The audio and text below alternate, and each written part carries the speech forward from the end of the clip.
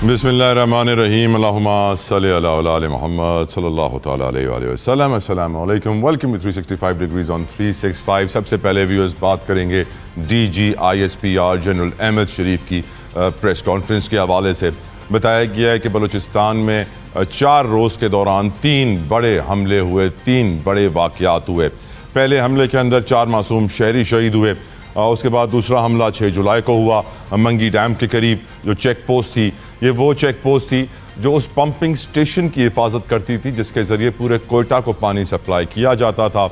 और यहाँ पर हमला करके पुलिस के 9 जवानों को शहीद किया गया, 15 खवारिज जहन्नुम वासिल हुए।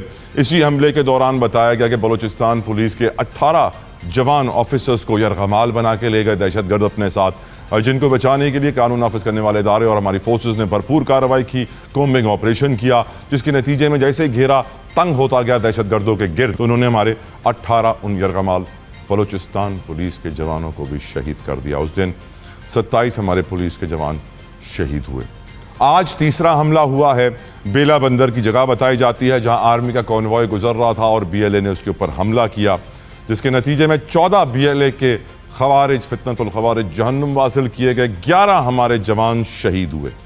इस तरीके से जो हमले किए गए उसमें कुल शहादतें 42 हुई। 42 जवानों ने जाम शहादत नोश फरमाया और तकरीबन 54 दहशतगर्दों को जहन्नुम वासिल किया गया। इस वक्त भी बलूचिस्तान में कई मकामात पर दहशतगर्दों का कलाकमा किया जा रहा है, उनके गिर्द घेरा तंग किया जा रहा है। और ये भी वाज़ेह कर दिया गया जनरल अहमद शरीफ साहब की तरफ से, DGISPR की तरफ से, कि ये जो सब कुछ हो रहा है इसके पीछे एक दहशतगर्द है जिसका नाम है मोदी। भारत का वजीर आजम प्रॉक्सी वॉर के जरिए पाकिस्तान को निशाना बना रहा है, क्योंकि मार्का हक और बनियानुल मरसूस की शिकस्त उसके लिए दुनिया भर में बेइज्जती का बायस बनी।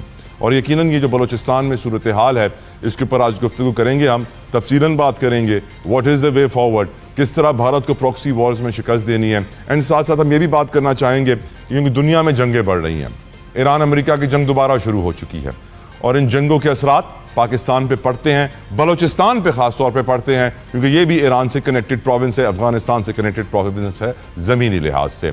अब बात करें ईरान अमेरिका जंग की, तो मैं आपको याद दिलाना चाहूँगा डॉक्टर इसरार की वो वीडियो जो बड़ी वायरल हो रही हैं, जिसमें वो अल मलहमतुल उज़्मा आखिरी जंग आर्मगेडन का जिक्र करते हैं और बताते हैं कि नबी करीम सल्लल्लाहु अलैहि वसल्लम की हदीस मुबारक का ये मफ़हूम है कि मुसलमान बार बार जिहाद के लिए सफ़े बनाएंगे, मुसलमान बार बार जंग की तैयारी करेंगे। और वही हम आज देख रहे हैं, ईरान अमेरिका की जंग ऑन ऑफ हो रही है। ट्रंप को ये वाज़ेह हो गया है कि नवंबर में उसकी कुर्सी जा रही है, इसराइल की सारी ख्वाहिशें वो पूरी करना चाहता है। इसके ऊपर भी आज के प्रोग्राम में बात करेंगे। और साथ साथ एक और सिचुएशन जो काबिल मौजू है आज, जो हम जानते हैं कार्गो जहाज़ है जिस कंपनी का जहाज़ गिरा है, पाकिस्तान से बताया जा रहा है कराची के वेस्ट से तकरीबन 155 नॉटिकल माइल्स दूर ये गायब हो गया समंदर में, जिसके बाद इसके अंदर 5 क्रू मेंबर्स हैं पाकिस्तानी और उन 5 की फैमिलीज़ परेशान हैं, अपील कर रहे हैं कि हमें जल्द अज जल्द बताया जाए। अब तक की इत्तलात के मुताबिक एयरफोर्स और नेवी के दस्ते भी रेस्क्यू ऑपरेशन में लग चुके हैं।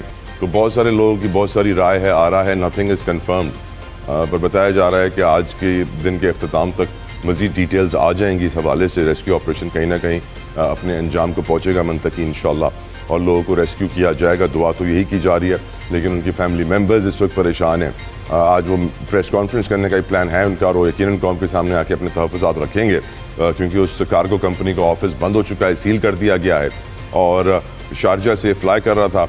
और अब सवाल ये है कि क्या ये लोग बच पाएंगे। दुआ यही करें, आप भी ये करें, मैं भी ये करूँ, लेकिन ऑफ कोर्स इस हवाले से पाकिस्तानी कौम में लोगों में एक कंसर्न पाया जाता है। इसके अलावा हम जानते हैं कि KP असेंबली के अरकान के लिए बताया जा रहा है कि सबके लिए ब्लू पासपोर्ट होगा और सबके लिए पर्क्स एंड प्रिविलेजेस में इजाफा किया गया है। और उसके अलावा खैबर पख्तूनख्वा असेंबली में एक नया भी इस्तेहकाक आ चुका है, एक कानून आज़ादी सहाफ़त पर हमला कहा जा रहा है। इस कानून को सहाफ़ियों की आवाज़ दबाने के लिए असेंबली की रिपोर्टिंग हुकूमती इजाज़त से मशरूत कर दी गई है। असेंबली की कार्रवाई रुकन की तकरीर की मसशुदा रिपोर्ट शाया करने पर 3 माह कैद या 3 लाख जुर्माने की सज़ा है। बताया जा रहा है कि ममनुआ असेंबली कार्रवाई या कमेटी रिपोर्ट शाया करने पर 6 माह कैद, 10 लाख जुर्माना। यानी कि ऑफकोर्स इंफॉर्मेशन कंट्रोल की जाएगी। डिसइंफॉर्मेशन और मिस इन्फॉर्मेशन का मुकाबला करने के लिए हमारे यहाँ पीका का भी कानून आया, हरेसमेंट लॉज भी हैं, हर जाने का कानून भी है, साथ साथ नए कवानीन आ रहे हैं। पंजाब में तो आप जानते हैं बैंक अकाउंट्स पासपोर्ट्स, बहुत कुछ फ्रीज़ करने की ताकत दे दी गई है इदारों को। यहाँ पर भी यही देखा जा रहा है, सहाफ़त को कंट्रोल किया जाएगा, मीडिया को कंट्रोल किया जाएगा। इस पर भी गुफ्तगू करेंगे। अपने मेहमानों को मज़ीद इंतज़ार नहीं करवा सकता। विदाउट एनी फर्दर डिले उनका तारुफ करवाऊँ। मेरे साथ मौजूद हैं पाकिस्तान तहरीक इंसाफ से नियाज़ी साहब, किसी तारुफ के मोहताज नहीं, हमेशा हमारे प्रोग्राम में आते हैं, इज़्ज़त में इजाफा करते हैं। अमजद साहब अस्सलाम वालेकुम, बहुत शुक्रिया आपके वक्त के लिए। मेरे साथ मौजूद हैं कादिर खान मंदोखेल साहब, माहिर कानून, पीपल्स पार्टी के सीनियर रहनुमा, हमेशा हक और सच की बात करते हैं, मेरे पसंदीदा मेहमानों में से एक। अस्सलाम वालेकुम मंदोखेल साहब, thank you so very much for your precious time. मेरे साथ मौजूद हैं परवेज संदीला साहब, PMLN को रिप्रेजेंट कर रहे हैं, हमेशा अपना वक्त निकालते हैं हमारे लिए। I am indebted and obliged. Sandila साहब अस्सलाम वालेकुम, बहुत शुक्रिया सर। गुफ्तगू का आगाज़ करना चाहूँगा मैं मंदोखेल साहब आपसे। आपकी नज़र में ये जो जंग दोबारा शुरू हो चुकी है, जिस तरफ दुनिया जा रही है, जिस तरीके से डोनाल्ड ट्रंप का अंदाज़ बयां बदल रहा है, धमकियां बढ़ चुकी हैं, ताबड़तोड़ हमले किए जा रहे हैं, इंफ्रास्ट्रक्चर को निशाना बनाया जा रहा है। जंगों के अंदर इंफ्रास्ट्रक्चर को निशाना बनाना वॉर क्राइम्स के ज़ुमरे में आता है।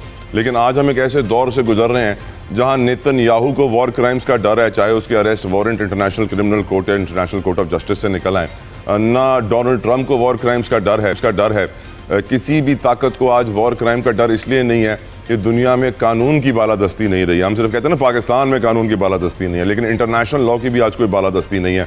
मोदी को ही देख लीजिए। मंदोखेल साहब, आप सिचुएशन को कैसे रीड कर रहे हैं सर?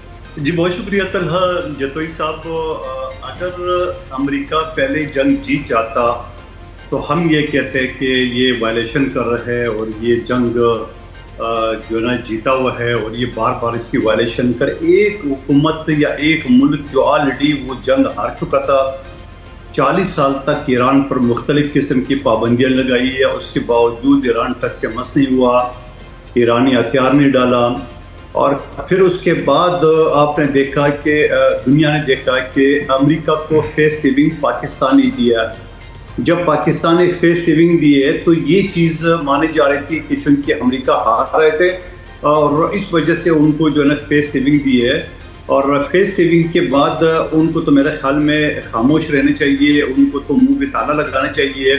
लेकिन चूंकि ये दुनिया का एक अजीब किस्म का सियासतदान है, सुबह कुछ शाम कुछ दोपहर कुछ, ये वाले उनकी एक आदत है कि किसी वक्त भी अभी ऐलान किया उन्होंने कहा कि भाई वो मुआहदा और जंग बंदी ख़त्म हो चुका है, यानी ऐलान तो कर चुका है कि ख़त्म हो चुका है। अब स्टॉक एक्सचेंज जो ना 6000 से ज़्यादा ऊपर जा रहा है और मज़ीद भी जाएगा।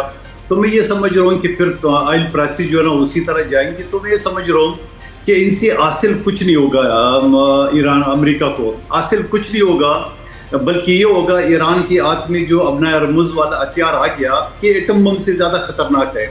पहले तो ईरान ये बर्दाश्त कर रहा था, चलो भाई हमारे लोग मर रहे, उसको शहादतें जो है ना वो ले रहे हैं और तनसीबात तबाह हो रहे हैं और सारी चीज़ें तबाह हो रही है, तो एक फ़िक्र था। तो अब में मेरे ख्याल में ईरान को भी फिक्र नहीं है, क्योंकि अपना अरमज जो है ना वो इनके तमाम करोड़ों अरबों रुपए के जहाज जो है ना B-52 ये सब के लिए किश्ती काफ़ी है। तो मैं समझ रहा हूँ कि अमेरिका इंतहाई गलत कर रहा है और इनको जो पाकिस्तान ने फेस सेविंग दी है, मेरे ख्याल में इज्जत रास नहीं आई है, तो ये मजीद इज्जत होगा। नेटो पहले जो ना वो हाथ उठा चुका है इसको, यूरोप पहले उनकी मुखालिफ हो चुका है, अमेरिका के अंदर उनकी मुखालफत है।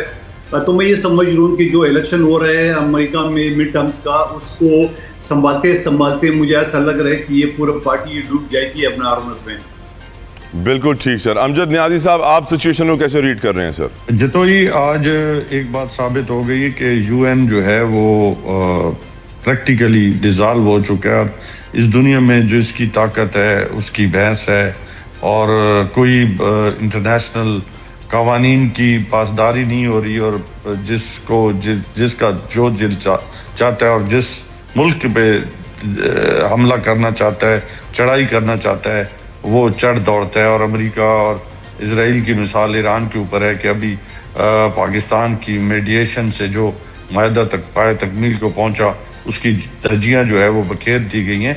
तो मैं समझता हूं कि इससे दुनिया में खुद अमेरिका के अंदर जो महंगाई है वो आसमानों पे है। यूरोप के अंदर, बल्कि यूरोप और अमेरिकन तो चीख रहे हैं कि ये आप क्या कर रहे हैं। खुद अमेरिकन जो है इसके ऊपर उन्हें बहुत ज़्यादा एतराज़ है कि आप किसकी जंग लड़ रहे हैं, आप इजराइल की जंग लड़ रहे हैं, आप अमेरिका की जंग तो नहीं लड़ रहे। और देखें कि जब एक चीज़ आपने बज़ाते खुद साइन की है और उसके ऊपर आप तकनीकी नौयत के जो है वो मुज़ाकरात होने थे, आपने उससे वायलेशन किया है और एक दफ़ा फिर जो पूरे खित्ते को, जीसी ममालिक को और पूरी दुनिया को तीसरी आलमी जंग के धाने पर पहुंचा दे, तो आप दुनिया की क्या खिदमत कर रहे हैं? और आप दुनिया को जो नया वर्ल्ड ऑर्डर आप दिखा रहे हैं कि वो क्या होगा। और बिल्कुल इसमें कोई शक नहीं है कि सुबह आपका बयान कुछ होता है, दोपहर को कुछ होता है, शाम को कुछ होता है और हर मिनट के सेकंड के साथ आपके बयान चलते हैं। हालांकि ये इतनी गैर जिम्मेदाराना कभी भी सफारती नौयत की बातचीत नहीं होती जो अमेरिका कर रहा है, जो अमेरिकन प्रेसिडेंट कर रहे हैं। तो ये बहुत ही अफसोसनाक है। इसमें लाखों लोग जो है वो मरेंगे, मतलब दुनिया जो है मैं समझता हूँ कि जो बुनियादी हकूक़ हैं वो वायलेट हो रहे हैं और जेनेवा के अंदर जो आपने दुनिया ने मुआहदात किए उसकी भी वायलेशन हो रही है। आप बुनियादी इंफ्रास्ट्रक्चर को तबाह कर रहे हैं, बुनियादी हकूक़ को आप वायलेट कर रहे हैं। तो आप अमेरिका जो है वो दुनिया को क्या मैसेज देना चाह रहा है? तो इसका मतलब तो यही है कि जो है वो मैं हूँ। तो मैं से बाहर आके कभी इंसानियत की तरफ जो देखना फ़र्ज़ है उसके ऊपर भी ज़रूरी था, लेकिन हम समझते हैं कि या तो मुसलमानों को दबाने की जो साजिश है वो कंटिन्यूसली जारी हो सारी है, जैसा कि आपने गज़ा में देखा, जैसे आपने बाकी ईरान में जो 2 जंगें हो चुकी हैं, एक फरवरी में, इससे पहले भी हुई थी, तो उसमें आपने देखा हज़ारों लोगों को शहीद कर दिया गया और अरबों डॉलर को जो है का इंफ्रास्ट्रक्चर तबाह कर दिए। जुल्म और ज्यादती है, ये जुल्म और ज्यादती, इससे ज़्यादा हम क्या कह सकते हैं? बिल्कुल सर, बिल्कुल सर। परवेज साहब, आप माशाल्लाह से दुनिया पे बड़ी गहरी नज़र रखते हैं। डोनाल्ड ट्रंप दुनिया का पहला वो सदर बना अमेरिका का जिसने फीफा के रेड कार्ड को डिले करा दिया सर, और फिर उसकी टीम हार गई तो लोग कह रहे थे कि कारमा इसने जो है फीफा के साथ, खेल के साथ भी सियासत की, तो इसको ये बात महंगी पड़ी।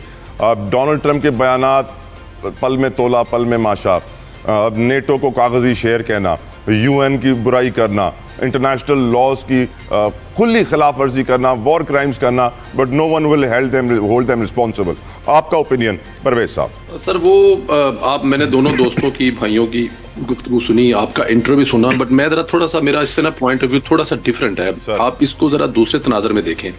देखें, एक लड़ाई थी, जो लड़ाई जो है अरबियों और अजमियों की थी, जो बड़ी पुरानी चलती आ रही थी, ईरानियों का सऊदी अरब के साथ, कतरियों के साथ, ये इन तमाम ममालिक के साथ एक हवा बनाया हुआ था कि जो ईरानी हैं वो मतलब कि पता नहीं क्या कर देंगे, सऊदी अरब पर हमला कर देंगे या फिर दूसरे जो ममालिक हैं, और इसी बेस पर वो अपने अड्डे वहाँ पर लेके बैठा हुआ था और अरबों रुपया जो है वो इन ममालिक से अमेरिका जो है वो कमा रहा था। अब हो क्या रहा है?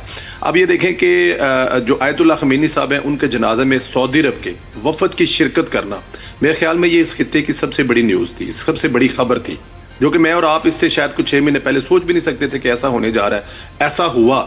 तो अब ये जो इस खित्ते का अंदर एक इत्तेहाद होने जा रहा था, ईरान, पाकिस्तान, मिस्र का नाम लिया जा रहा था, सऊदी अरब और कतर का नाम लिया जा रहा था, मेरे ख्याल में ये किसी भी तरह से काबिल कबूल नहीं है उन ताकतों के लिए जो ये नहीं चाहते। अब मुआहदा होने के बावजूद ईरान का हमला अमेरिका पे किस लिए है? इसलिए है कि इन तमाम चीज़ों को सबूतार किया जाए।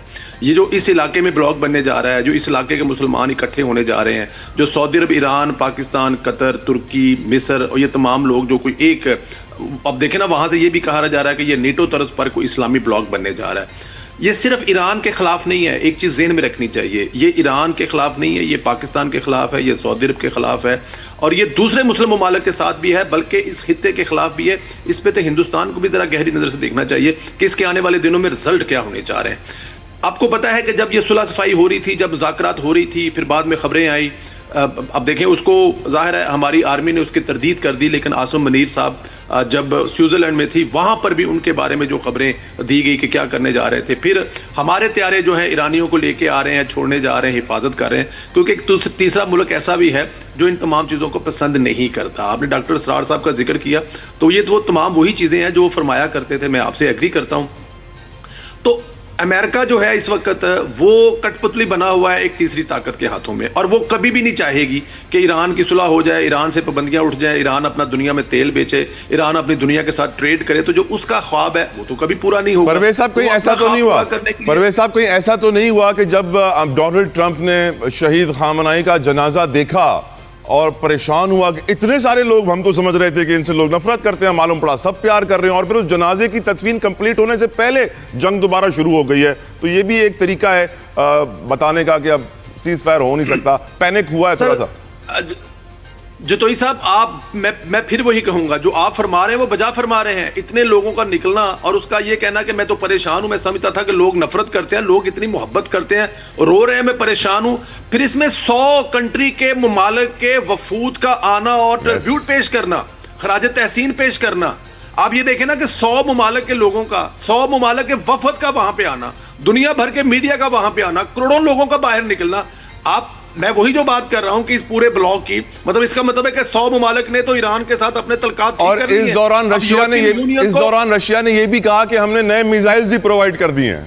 जी बिल्कुल ठीक है। तो वो अब ये तमाम चीजें जो है ना उससे बर्दाश्त नहीं होंगी। किससे बर्दाश्त नहीं होंगी? वो जो तीसरी ताकत है, वो तीसरी ताकत ये चीजें बर्दाश्त कर सकती नहीं है। हमें इस नजर से देखना चाहिए, इस तनाजर से देखना चाहिए।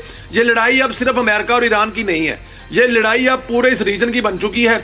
देखिए ना, इससे पूरी दुनिया, अब अभी मेरे भाई ने बात की, मंदो खेल साहब ने, उन्होंने कहा जनाब कि उसके हाथ में एटम बम से बड़ा हथियार लग गया हुआ है, और इसमें कोई शक भी नहीं है। आप देखें ना कि जैसे ही उसने बयान दिया पेट्रोल की कीमतों में फिर इजाफा हो गया। हम तो पहले से हो रहे हैं कि पहले पेट्रोल की कीमत कम नहीं हुई तो अगले जुमे को अल्लाह ना करे कि हमें कोई और बुरी खबर सुना दी जाए।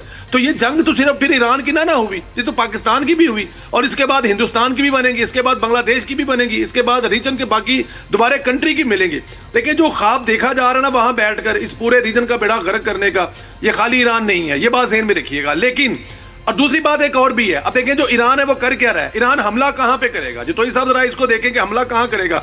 वो हमला करेगा या तो जो सामने कंट्री है उस पर करेगा, यहां पर वो करेगा जहां पे अमेरिकन बैठकर ये काम कर रहे हैं। अब आपको पता है हमारे वो कुछ दोस्त जो हमसे नाराज हैं, हमारे सामने वाले, वहां पर एक ठीक ठाक किस्म के वो लोग आके बैठ गए, तीसरे कंट्री वाले, वो वहां से सारा कुछ ऑपरेट कर रहे हैं। अब ईरान अगर वहां पे हमला करेगा तो वो समझा जाएगा कि ये खलीज की रियासतों पर ईरान हमला कर रहा है। हालांकि ईरान वहां पर जिन पर हमला कर रहा है वो आपको भी पता है। तो ये पूरी एक गेम है कि इन लोगों को आपस में लड़ाया जाए, इन लोगों को एक दूसरे का दुश्मन बनाया जाए, इन लोगों से आपस में तबाही कराई जाए, और अमेरिका वहां पे बैठा खुश है और इसराइल वहां पे बैठा खुश है। ये सारी गेम है जो मुझे समझ आ रही है, और इसमें हमें कोशिश करनी चाहिए। हमारी हुकूमत पहले भी कर रही है, मजीद भी करेगी।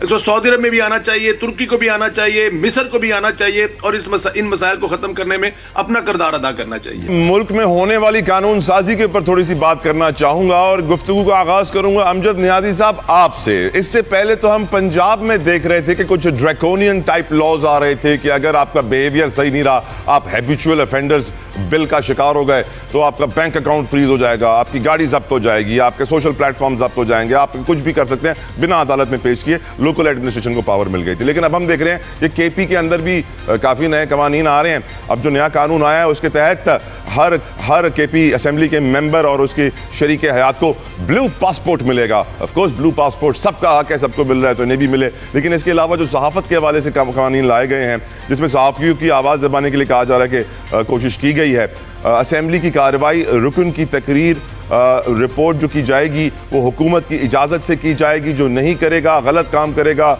उसको 3 माह कैद हो सकती है, 3 लाख जुर्माना से लेकर 6 माह कैद, 10 लाख जुर्माना, और ये यकीनन बड़ी सज़ाएं हैं।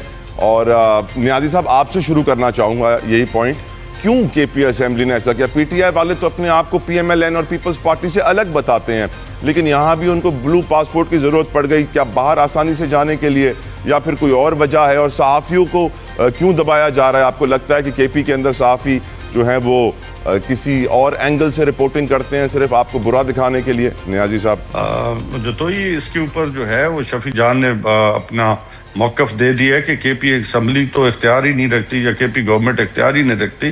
पासपोर्ट, इमिग्रेशन एंड पासपोर्ट जो है वो तो इशू भी ही फेडरल वफाक करती है, तो केपी के पास तो ये इख्तियार है ही नहीं।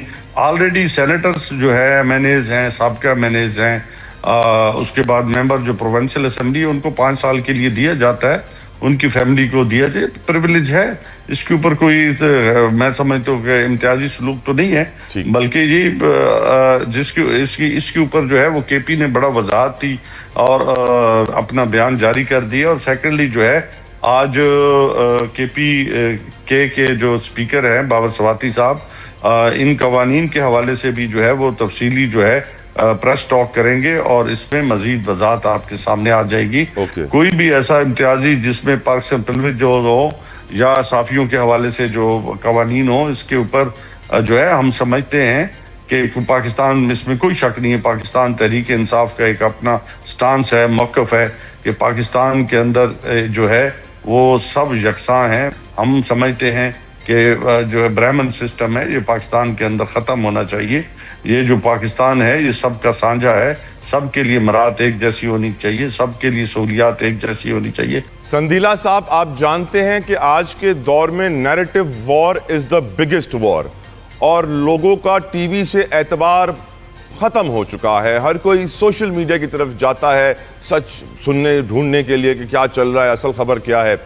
आपकी नज़र में ये जो सहाफ़ियों की आवाज़ दबाने की कोशिश की गई है या कहा जा रहा है, ये आजकल बहुत ज़्यादा हो रहा है, क्यों हो रहा है? Do you think it's right और रॉन्ग? संदीला साहब। रॉन्ग ही होता है, ये राइट तो कभी भी नहीं होता, हमेशा रॉन्ग ही होता है उसकी। और ये वैसे मतलब कि सिर्फ पाकिस्तान में नहीं, दुनिया भर में होता है।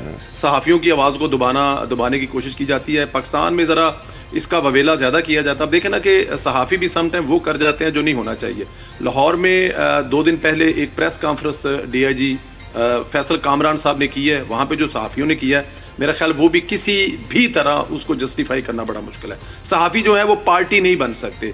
शायद यही वजूहात है जिनकी बिना पर मुख्तलिफ जगह पे सहाफ़ियों के बारे में नए कवानीन लाए जाते हैं, उनको कंट्रोल करने की कोशिश की जाती है। ये दोनों तरफ से होता है। मैं इसके हक में तो ऑफकोर्स नहीं हूँ, मैं खुद लिखता हूँ, मैं खुद सोशल मीडिया एक्टिविस्ट हूँ, मैं खुद मिलियन ऑफ लोगों तक सोशल मीडिया के जरिए पहुँचता हूँ, अपने कॉलम, अपनी वीलॉग्स, अपने वीडियो, अपनी उन चीज़ों से। लेकिन मैं ऑफकोर्स इसके खिलाफ नहीं हूँ, लेकिन बहुत सारी चीज़ें, जिम्मेदारियाँ सहाफ़ों की भी होती हैं।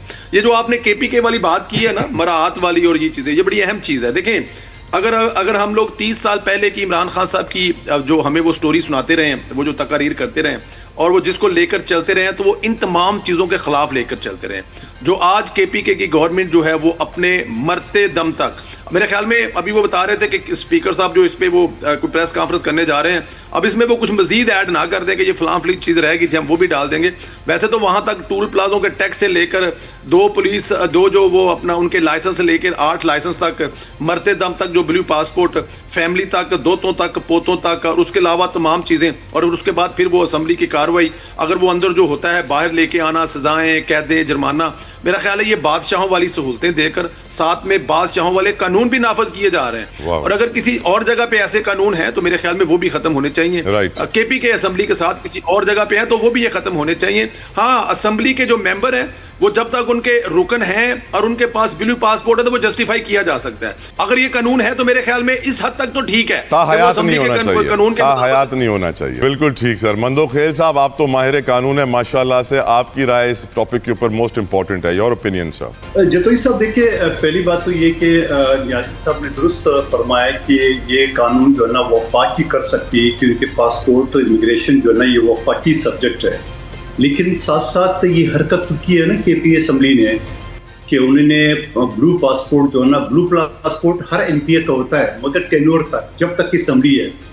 और सेनेट और कौमी असम्बली का ये होता है कि साबिक अरकान का भी तायात होता है, उनकी वाइफ का, और बच्चों का 28 साल तक होता है। तो ये तमाम सूबाई असम्बली के लिए कानून है कि जब तक उनका टेन्योर है तो पासपोर्ट ब्लू होगा, टेन्योर खत्म होगा तो पासपोर्ट खत्म होगा। उन्होंने कैसे उसको किए, किस तरह एक्ट पास किया और ये एक्ट वफाक के ऊपर कैसे लागू होगा, ये तो नियाज़ी साहब ने बता दी, ये नामुमकिन सी बात है। लेकिन साथ साथ उन्होंने क्या किया कि हर MPA को 8 क्लाशनकोव के लाइसेंस भी दे दिया। अब आप मुझे बताओ कि 8 क्लाशनकोव के लाइसेंस जिस MPA के साथ होगा तो वो शरीफ आदमी कहलाएगा। आप कह रहे हैं कि अगर किसी नवाज शरीफ के साथ, किसी बड़े सियासतदान के साथ सर 8 क्लैशनकोफ वाले होंगे तो वो शरीफ आदमी नहीं कहलाएगा? आप पीपल्स पार्टी को रिप्रेजेंट कर रहे हैं, ज्यादातर लोगों के साथ 8 से ज्यादा होते हैं सर। नहीं, जतोई साहब मेरी बात सुनो। आपको एकदम जम मारा नवाज शरीफ साहब एक पार्टी का सरबराह है, तो आप मुझे बताओ उसकी सिक्योरिटी नहीं होना चाहिए? तो मैं ये करूँ, हर MPA के पास, मैं एक चीज बताऊँ, हर MPA के पास या कितने MNA है, कितने MPA है जिसके पास कोई गार्ड नहीं है, एक भी नहीं है। तो मैं ये नहीं कहूंगा कि लेकिन 8 क्लाशनकोव वाले, अच्छा फिर वो किसी सूबे में जा सकता है, गिरफ्तार नहीं कर सकता है, इसका क्या मतलब? यानी अगर MPA की पूरे असम्बली, खैबर पख्तूनख्वा असम्बली जो है ना किसी और सूबे में चढ़ाई करे तो गिरफ्तार नहीं कर सकते हैं। तो मैं ये समझ रहा हूँ। फिर इसके साथ साथ मेरे ख्याल में, मेरे ज़ाती ख्याल है कि सोहेल अफरीदी साहब क्योंकि असम्बली में अपना एतमाद हो चुका है वो सिर्फ एनपीएफ को खुश करने के लिए और अपनी काबू में रखने के लिए ये इकदाम करे कि इनको पता है कि अगली मरतबा जो ना ये हानि सकेंगे किसी तरह से, ताकि इसको ताहयात खुश करे, कानून एक्सेप्ट हो या ना हो, वफाक माने या न माने, कम से कम उनके पास ये होगा कि सुहेल अफरीदी ने बड़ा कमाल कर दिए। आपने पेट्रोल की भी खुशखबरी सुना दी है और संजला साहब ने बिल्कुल खदशात भी जाहिर कर दिए, और मैं संजला साहब की बात को पॉजिटिव लेता हूँ। यकीनन जब जारी बात आलमी मंडी में पेट्रोल महंगा होगा तो हुकूमत भी महंगा करेगी, लेकिन साथ साथ मुझे गम इस बात की है कि हर जुमे को जब पेट्रोल की प्राइस कम होती है तो जमात इस्लामी एहतजाज करती है, और जमात इस्लामी ने अगले जुमे का एहतजाज का ऐलान किया हुआ है, और यहाँ कम वक्त पेट्रोल फिर महंगा हो रहा है। तो मैं सोच रहा हूँ कि वो सर पकड़ के बैठे होंगे कि भाई हम तो एहतजाज करते थे और हुकूमत 2-4 रुपए कम करते थे, हमारी वाह वाह हो जाती थी, अब क्या करें, अब तो कम करने की बजाय मजीद करेंगे। और माजी में भी जमात इस्लामी ने एक मरतबा किया था कि वो पेट्रोल महंगा करने के बाद हुकूमत से मुआहदा करके ज्यादा बढ़ा दिए। तो मैं ये समझ रहा हूँ कि ये सियासी खेल है, वो रहेगा। मेरे पास 30 सेकंड बचे हैं। ये जो सहाफियों के ऊपर हमला है मंदोखेल साहब, इसके ऊपर भी 1-2 जुमले कह जाएं। देखिए ये तो एक अजीब गरीब बात है कि सहाफियों के ऊपर आप बात नहीं कर सकते हो, या सहाफी जो है ना वो असम्बली के अंदर बात किए हुए आप बात नहीं कर सकते हो। तो ये तो वो चंगेज खान का दौर है, कौन सा दौर है कि आप नहीं कर सकते हैं। और यकीनन ये चीज़ है, असम्बली का जो नियाजी साहब स्पीकर रह चुके हैं कई मरतबा, और असम्बली का आर्टिकल 9 गालबान उसमें ये कहा जाता था कि असम्बली के आप किसी भी जज किसी के खिलाफ कोई बात कर ले तो आपको पकड़ में नहीं आते। तो फिर ये वाला फिर कौन सा कानून में पास कर दिया। लेकिन मैं दोबारा कहूँगा कि कानून साजी जो है ना वो सिर्फ वफाक का हक है। हाँ, जो बल्दियाती एक्ट है या दूसरे छोटे मोटे कवानीन है वो सूबे का है, लेकिन जो वफाक का चैप्टर है वो वफाक ही कर सकते हैं, कोई सूबा नहीं कर सकते। तो मैं समझ ये बुरी तरह से नाकाम होगा, और हो सकता है कौमी असम्बली में इसके खिलाफ जो है ना कोई बिल भी आ जाए या कोई रेजोल्यूशन भी आ जाए और इनको सबको नल इन्वाइट कर दे। बहुत बहुत शुक्रिया कादर खान मंदोखेल साहब, परवेज संदीला साहब, अमजद खान नियाजी साहब। पाकिस्तानियों में एक तशवीश की लहर है। कार्गो जहाज जो इस वक्त लापता हुआ है, जिसमें 5 क्रू मेंबर्स पाकिस्तानी थे, उनके फैमिली वाले जानना चाहते हैं क्या हो रहा है। इत्तलात के मुताबिक नेवी और एयरफोर्स के जो रेस्क्यू ऑपरेशन में दस्ते शामिल हो चुके हैं। रेस्क्यू ऑपरेशन फुल स्पीड से जारी है। 155 nautical miles west of Karachi ये जहाज़ लापता हुआ है। उम्मीद करते हैं कि इनको बचा लिया जाए। दुआएं कर रहे हैं पूरी कौम के बहुत सारे लोग कहते हैं कि बहुत सारी सिचुएशंस हो सकती हैं, लेकिन मज़ीद कयास आ रही हैं। मैं ना करूँ या आगे ना बढ़ाऊँ, मैं गुफ्तगू करूँगा पाकिस्तान के नामवर सहाफ़ी, एविएशन एक्सपर्ट, हमारे उस्तादों में से हैं तारिक अबुल हसन साहब। अस्सलाम वालेकुम वरहमतुल्लाह, बहुत शुक्रिया आपके वक्त के लिए। तारिक भाई, सबसे पहले मुझे ये बताइए लेटेस्ट अपडेट्स आपके पास क्या हैं इस जहाज़ के हवाले से। तारिक अबुल हसन साहब, योर ओपिनियन, आपके पास क्या अपडेट्स हैं सर? जी, इस हवाले से जो तशवीश मौजूद है, वो जहाज़ अचानक मिसिंग हुई है उसकी, तो जो आपने बात कही है ये अंदेशे ज़रूर मौजूद हैं। हम थोड़ा सा इसको इस तरह भी समझते हैं कि फ़्लाइट जो है वो तकरीबन 9:17:18 पर जो है वो आखिरी राब्ता हुआ है तैयारे का ATCO से, जिसके अंदर हदीस ने बताया कि उसके नेविगेशनल हालात के अंदर प्रॉब्लम हुई है, और जो मुतबादिल सिस्टम होते हैं जो कि सैटेलाइट बेस होते हैं और बीच से फ्रिक्वेंसी के ऊपर भी काम कर रहा होता है, जो अवसादी रास्ता होता है, उसके ज़रिए तैयारी की रहनुमाई जो है वो फराहम की गई। लेकिन बहुत तेज़ी के साथ, यानी इस रास्ते के 3 से 4 मिनट के बाद तैयारी की जो परवाज़ थी वो इंतहाई हमवार होती है, और फ्लाइट रडार और दीगर जो फ्लाइट को मॉनिटर करने वाले साइट्स हैं उनके ज़रिए जो हम तैयारी का पास देखते हैं तो बहुत ही डिस्टर्बिंग है। अनयूजुअल इस तरह की फ्लाइट होती नहीं है, और ये तैयारा तकरीबन जो है वो कराची से 155 नॉटिकल माइल दूर इंतहाई तेजी के साथ जमीन की तरफ आया है, और उससे पहले ये बहुत शार्प जो है वो तौर पर मुड़ा है, बहुत तेजी से इसने मोड़ लिया है दाएं जाने, और उसके बाद जो है उसका रुख जो है वो नीचे की तरफ हो गया है।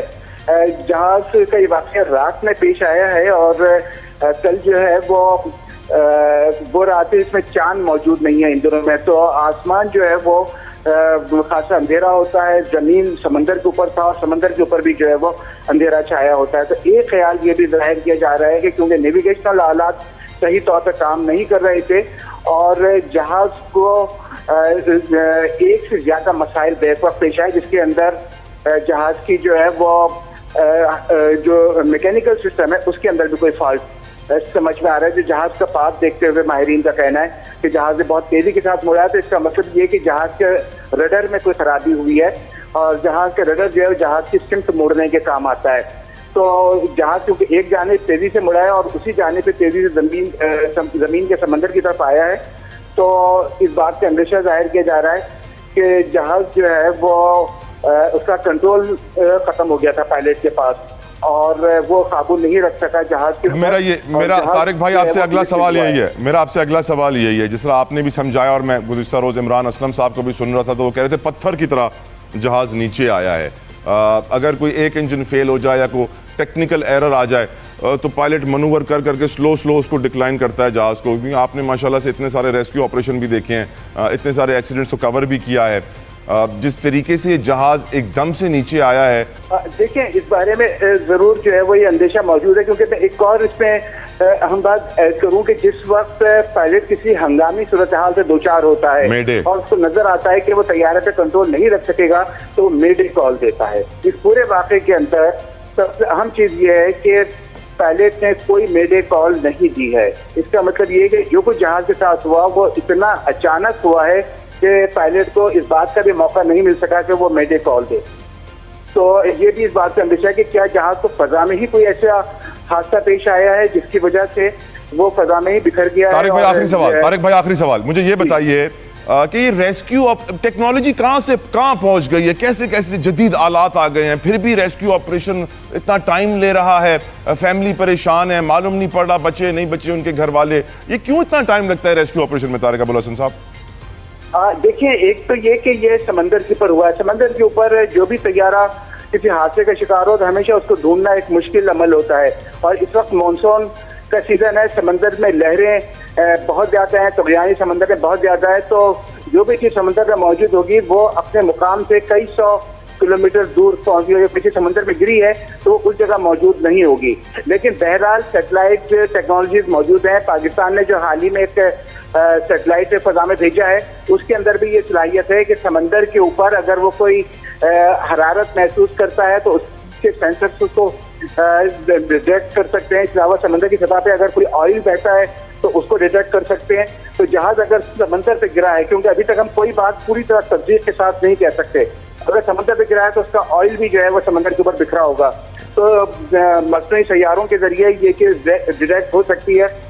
लेकिन जिस तरह मैंने फिर कहा आपको कि समंदर में तुगयानी है, तो चीज अगर कोई एक जगह गिरी है तो वो उस जगह मौजूद नहीं होगी, वहां से कई सौ किलोमीटर दूर हो जाएगी। तो अब कई घंटे इस हादसे को हो चुके हैं और दिन पूरी तरह रोशन है, लेकिन अभी तक हमें कोई ऐसी इत्तला मौसूल नहीं हुई है कि जहाज की कोई अलामत जो है वो कहीं मिली हो खुश्की के ऊपर या समंदर के ऊपर। जी बहुत बहुत शुक्रिया सीनियर सहाफ़ी एविएशन एक्सपर्ट तारिक अबुल हसन साहब, आपकी कीमत के लिए मैं कौम से भी यही अपील करूँगा, मैं भी यही दुआ करूँगा कि अल्लाह हमारे प्यारे पाकिस्तानियों को बचा ले, क्योंकि मेरे रब की ये शान है कि वो सुई के सुराख से ऊँट भी गुजार सकता है, तो इनको बचाना उसके लिए कोई बड़ी बात नहीं। अल्लाह ताला उनको शिफा दे, उनको ज़िंदगी दे, उनको बचाए, घर वालों को सब्र जमील अता करे, आमीन। अपना ख्याल रखिएगा viewers, I will see you tomorrow, until then अल्लाह हाफ़िज़।